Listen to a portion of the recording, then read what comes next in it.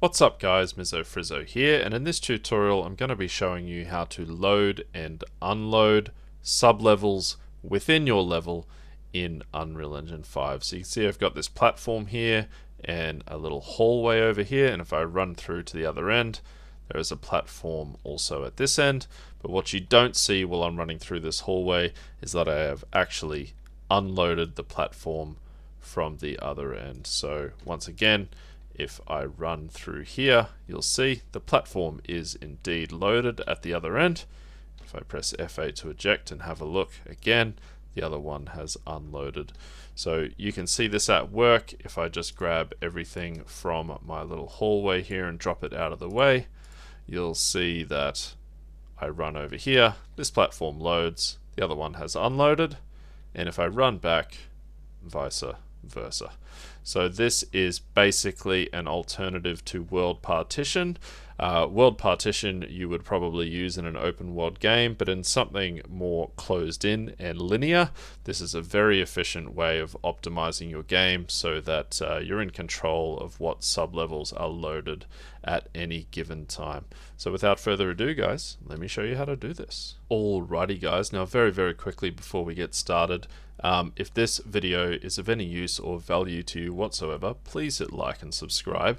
And if you are so inclined, please do consider making a small donation to the channel via the YouTube Super Thanks function. It really does go a long way to keeping me going and continuing to bring you guys quality content. Alrighty, let's get started. So all I've done is I've created a new project using the third person template.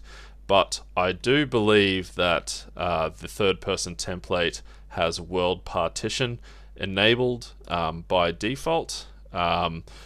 We cannot use world partition in like at the same time as sublevel streaming. So they're basically, it's one or the other. So what we're going to do is create a new map. What I might do is just in content, make a new folder and call it level. And in that folder, I'm going to create a new level, just a basic level. I can save this right away in my level folder, and I'm just going to call it new map underscore persistent. It's going to be our persistent level.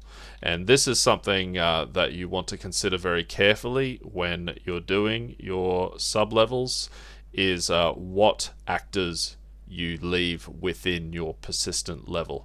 So this one will always be loaded no matter what we load in and unload, whatever sublevels we load and unload, this one will always be loaded. So for example, leaving your sun in your persistent level, your directional light, is probably a good idea because you only really need one sun, so you can just leave that loaded in, and then that will be loaded for any sublevels that you go into.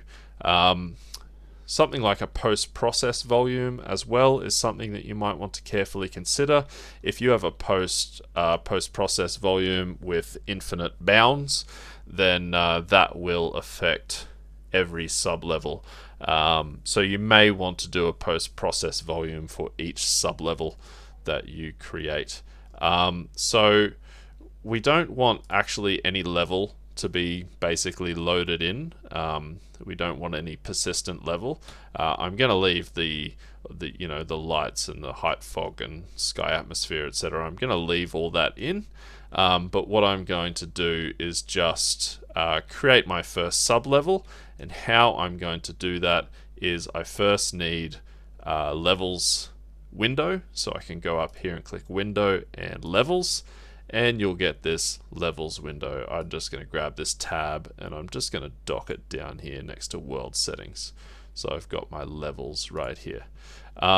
What you can do is you can click this little drop down here and you can create a new sublevel, and I'm just going to make it an empty level because I do not want it to have any lights or fog or sky or anything like that.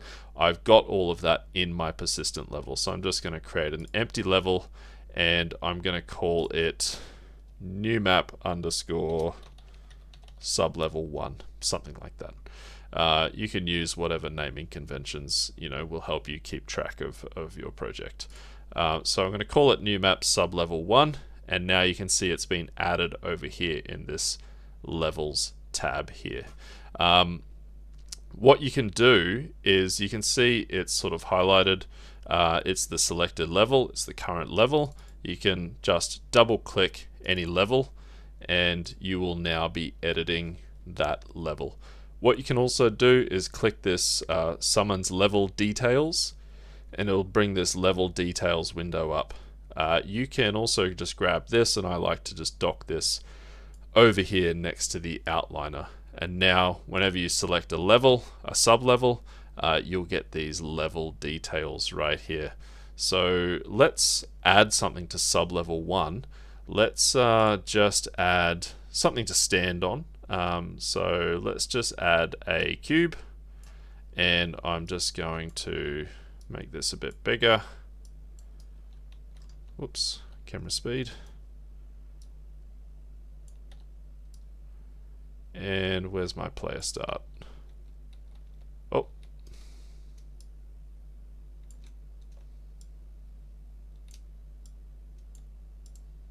My player start right here. And okay, so we've got our first sublevel here, sublevel 1. But the problem is if I hit play, it's not going to load. I'm just going to fall and die. So the reason is that this is a sublevel, it's not in my persistent level, so it's not loaded by default. But what we can do here in the level details is check initially loaded and initially visible. And now if I hit play, this little sublevel is loaded initially. Okay. Another way you can do this instead of creating a new is you can add existing. So for example, if I go add existing and then go into the third person maps folder and add the third person map, you can see I've now added the third person map in here. You can change its position up here in the level details, so you can move this around wherever you like, put it wherever you like. We're not actually going to use this level, so I'm just going to delete it. And how you can do that is you can just right click on third person map and remove selected, and it will ask you to confirm. Remove that level. Okay, so we're going to basically just have 3 sublevels here, and our little corridor is going to be in sublevel 2, and then we'll have sublevel 3 at the other end. So what we can do is just create a new level. So create new empty level, and in my level folder I'm going to click my sublevel 1 so that I've got my naming convention here, and I'm just going to change this to sublevel 2. And now we've got sublevel 2 here. If I have sublevel 2 selected, so if I double click on that one just in case, and I duplicate this cube, it will now be in sublevel 2, and you can tell what sublevel an actor is in by this little window that pops up down here. So you can see selected actor is in new map sublevel 2, and my current context is my sublevel 2. If I click this other one, you'll see it's in sublevel 1, like so, sublevel 1, sublevel 2. So let's create one more sublevel. Let's see if I can just duplicate this. No, it's just going to duplicate the cube. So I'm going to create another new sublevel, another empty level, and I am going to call it sublevel 3. And then I am going to duplicate this cube once more, and now we have 1, 2, and 3. But as I explained earlier, the sublevel 1 we have checked initially loaded and initially visible, so it is loaded, but these other levels, these other sublevels are not. What you want to check, because we're going to obviously be loading these in during runtime, so we're going to be using blueprints. we want to right click on these sublevels and change streaming method and make sure it's on blueprint. So obviously persistent is the only one that's going to be always loaded. The other ones we want to make sure are on blueprint, which it should be by default. Now there's a couple of ways you can go about this. I'm going to show you both. The first way, I'm actually just going to move this off to the side like this, and you'll see why in a moment. What I'm going to do is I'm going to go to my persistent level, so double click persistent level, and then I'm going to click add here, and I'm going to look for a level streaming volume right here, level streaming volume. I'm going to drag this in, and I'm going to resize this to basically encompass this whole sublevel here and about half of my corridor. So I'm actually just going to make it extend sort of past the end like so, and about halfway across this second sublevel here. And I'm also going to make sure that this volume encompasses absolutely everything. So nice and high as well, so we can't jump out of it. You know, if your sublevel had more verticality, you would want this to extend high enough so that you cannot escape it. Because what this volume does is it streams a level, and when you exit the volume, it unloads that level.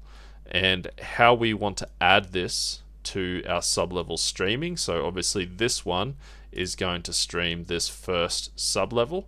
What we want to do is select that sublevel, and then in the level details here you'll see streaming volumes. I can add one here and drop this down, and then I can select the level streaming volume that I've created there. So now when I leave this this volume, this level will unload, and we can see that by selecting this second level. I might just select the second level and check initially loaded and initially visible, and then I'll hit play, and if I go over here and I exit that volume, it's going to unload that level, and if I come back, it's going to load it back in. We actually want that to extend a little bit further, about halfway across this platform like so. Nice. And we can do that with our other sublevel, so I'm just going to hold Alt and Shift and duplicate this one and put it right over here. And we don't actually want these to overlap too much. The main reason is because this is an exercise in optimization, so you obviously do not want both of these levels to be loaded at the same time. The whole idea is that you've just got one or the other loaded. So it's okay if they're touching or overlapping a little bit, but if they're overlapping quite a lot, Unreal Engine doesn't really know which one to have loaded, so some of them can jump in and out, is what I've noticed. Okay, so just with those volumes, that is all that is. We actually need to add this one, sorry. We need to add this one to sublevel 3. So select sublevel 3, add a streaming volume, and select level streaming volume 2. If you're not sure which one it is in this drop down, you just want to go to your outliner and just check which one is which. You know, you could rename these, but I know that this one here is level streaming volume 2. So for sublevel 3, I want to select level streaming volume 2. Now that that is assigned, I can come over here and this level will load, and this one over here has unloaded like so. Nice. There is one other way to do this. There may be a couple of other ways, but these are going to be the two main ways that you want to do this. I'm actually going to delete these streaming volumes, and I'm going to manually load and unload. So basically I'm going to create a more precise volume that's going to load and unload these sublevels. So just in my content folder, I'm going to create a blueprint of type actor, and I'm going to call it BP underscore streaming volume, something like that.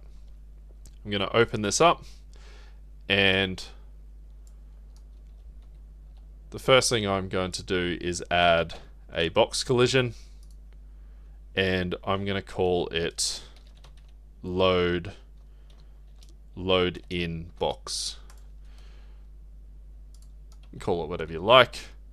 I am going to make this a bit bigger, maybe a bit narrower, and I'm going to move it up so that the scene root is at the bottom there. And just for sort of ease of use while we're setting this up, I am going to search for hidden, and I'm going to uncheck hidden in game. Okay. I am also going to duplicate that box, and I'm going to call the other one loadout box. And I'm going to move this one back like so. Now, it's a bit hard to judge the size of this at the moment until we put it in the level. Actually, let's just drag one of these into the level to see how big it is. And I also might just grab my third person character blueprint just to get an idea of the size here. This is also quite hard to select at the moment. So another thing I'm going to do is add an arrow. And I'm going to just put this about in the middle. About there. Make this nice and big. And I am going to duplicate this arrow, and the other one I'm going to turn around 180 degrees, and I'm going to change to blue. So that's our load out box, and that's our load in box. It's up to you how you want to set this up, but I'm actually just going to turn these arrows around 180 degrees so that my blue arrow is on the load in volume and my red arrow is on my load out volume. Let's have a look at this now. It's still quite small, so let's just grab these volumes and make them a bit bigger.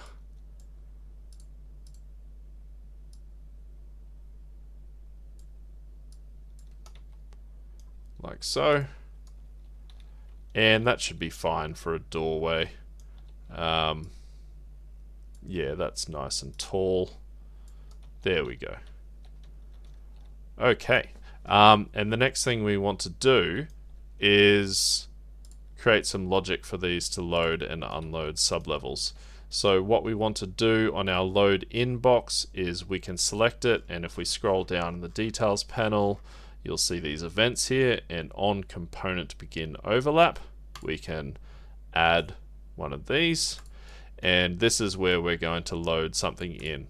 But we don't want this to load a level just because any old actor overlapped with this box. We want to make sure it's our player. So I'm going to grab off of other actor here, and I'm going to find actor has tag, and let's check if the actor has the tag player, and put that on a branch, and then this is where we're going to load in our level. So let's just quickly add this tag to our player. I'm going to Control C that, and I'm going to open up my third person character and search for tag, and then here under actor tags I'm going to add one tag and call it player, like so.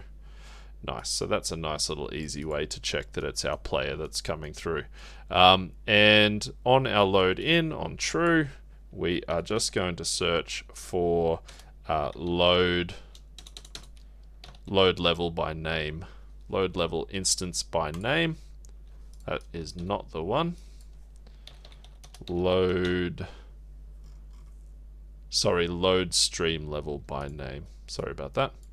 Load stream level by name, and then in here you want to put the name of the level you want to load, and you want to obviously make it visible after load. So instead of typing in the name here, what we might do is just promote it to a variable, and we'll call this level to load, something like that.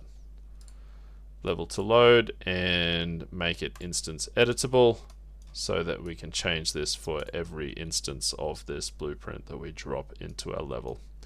Let's also, on the load out box, we can right click and add event, add on component begin overlap, and we can copy this.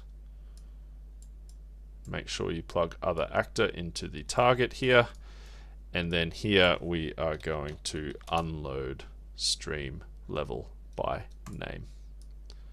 Can also promote this to a variable and call it level to unload, and make sure you make that instance editable as well, like so. Nice. So that is all set up. And now when we place it in our level, we can go to the details panel and we can change the level to load and the level to unload here. So what we might do is, I just want to double check, so our load in box is the one that's going to load, is on the blue side. So when we touch this first one on the blue side, it's going to load a level. So I probably want to turn this around this way, and I want to put this in a position where you can't go around it. So I might just make these wider, and we also want to double check the space between these volumes, because you don't want to be able to touch one volume while you're still touching the other one, or you might be able to, it will load the other level and then you'll come back and it won't unload what it's supposed to unload, if that makes any sense. So I might just drag these away from each other ever so slightly. These arrows are parented to these boxes, that's okay. Let's just make these quite a bit wider.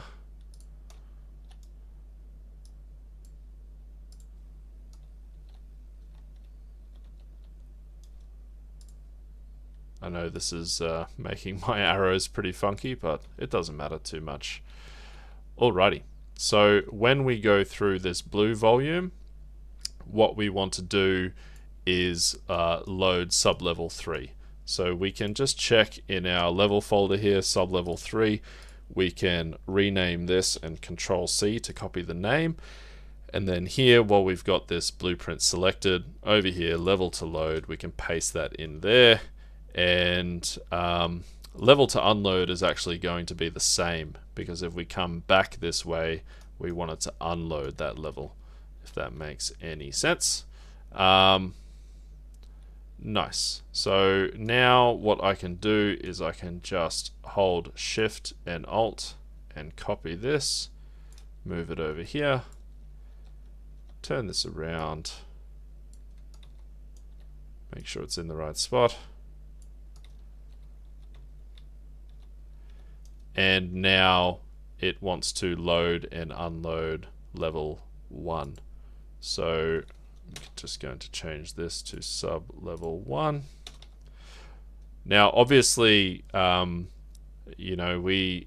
this could be the same variable if it's the same sublevel, but this will have different uses. You could drop this anywhere and you can make it load and unload whatever levels you like. I'm just going to get rid of this. This was just for a scale reference. And now this should be working. So we can see our boxes here. And if I go through this one, it's going to load that next level. And when I come this way, it's going to unload that old level. And now I'm over in this level, and vice versa. Nice. So what I was talking about with the space between these volumes is you don't want to be able to touch both volumes at the same time, because the way this logic is set up is it's on begin overlap. So you can see I touch this volume here, it loads. I touch this one, it unloads. And if I was able to touch sort of both, you know, it wouldn't unload. I'd be able to load it and not unload it. And that is sort of one of the benefits of those level streaming volumes that I showed you earlier. You know, you can do a combination of both, or you can do either. But now you've got all you need to know to load and unload sublevels within your level. One other thing I'd like to talk about is which sublevel or which level these blueprints are in. So at the moment you can see they're in our persistent level because that's where we put them. If I hit play, you can see that both of those blueprints are there. They're already there. But you can put these inside of sublevels. So what I could do is I could select this one, for example, and I could go to my levels tab here, and I could right click on sublevel 1, and I could move selected actors to level. So if I do that, this blueprint is now in sublevel 1. And this one here, what I could do is I could right click on sublevel 3, move selected actors to level, and that one is now in sublevel 3. So if I hit play, you'll see that that other blueprint is actually not loaded. You cannot see the collision boxes, and then it is loading in. And if I run over here, the other one loads out. That those volumes have unloaded. So this, for example, if you had a door as part of this blueprint, you could have a door that you're opening, such as in Dark Souls, a very slow door, and it's actually you know, a bit of a cheaty way of loading the next level without the player realizing. You would obviously, if that door was in a level, it would need to be loaded for you to be able to see it, if you know what I mean. Nice. Alrighty guys, that's all we set out to do today.